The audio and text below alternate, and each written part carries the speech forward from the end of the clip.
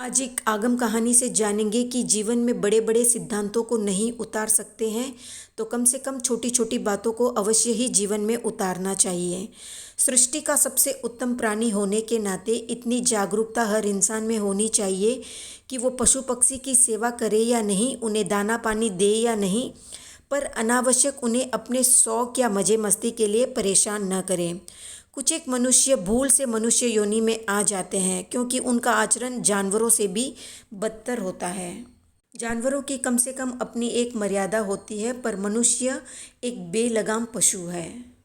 इस अर्थ में कि चलते फिरते किसी पत्ती या फूल को तोड़ दिया, किसी टहनी को काट डाला, छोटे प्लांट्स को जड़ से उखाड़ दिया, भूमि पर चलते हुए कीड़े मकोड़ों को पैरों से मसल दिया, तालाब नदी में बिना किसी प्रयोजन के पत्थर डाल दिया, कबूतर या कौवों के अंडों को तोड़ दिया, बिल्ली या कुत्ता दिखा तो उसे पैर से लात मार दिया, चूहे बिच्छू आदि को देखते ही लकड़ी से पीट दिया। ऐसी एक नहीं अनेक करतूतें हैं जो सिर्फ मनुष्य करता है।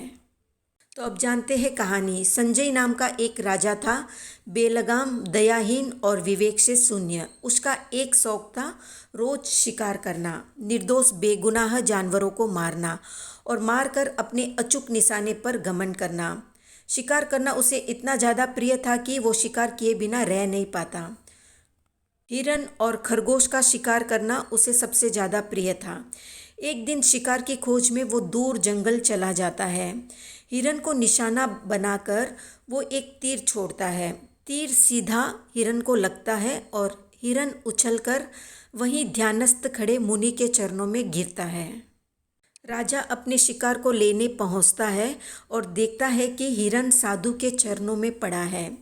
मुनि चरणों में हिरन को देखते ही राजा भयभीत हो जाता है, इस आशंका में कि कहीं साधु उसे श्राप न दे दें। उसे लगता है कि हो न हो ये हिरन साधु का ही होना चाहिए। थोड़ी देर में साधु ध्यान समाप्त करते हैं और राजा सहमते हुए हाथ जोड़कर कहता है कि मैं आपका अपराधी हूँ, आपके मृग का हत्यारा हूँ। मुझे पता नहीं था कि ये आपका है, वरना मैं इसे कभी नहीं मारता। मुनि राजा से कहते हैं कि डरो मत, मैं कोई श्राप नहीं दूंगा तुम्हें, क्योंकि मैं एक जैन साधु हूँ। मैं तुमको अभयदान देता हूँ और ये चाहता हूँ कि तुम भी सबको अभयदान दो। किसी को भी अपने शौक के लिए मत मारो, जीवन क्षणिक है, इसे किसी सार्थक उद्देश्य में लगाओ, ना कि ऐसे प्रयोजनहीन हिंसक कर्म में। मुनि के वचनों से राजा प्रतिबुद्ध होता है और वहीं पर मन, वचन और शरीर से किसी भी जीव को मारने का त्याग कर देता है। तो और किसी तरह का दान देने की क्षमता है या नहीं, पर अभय दान हर कोई दे सकता है।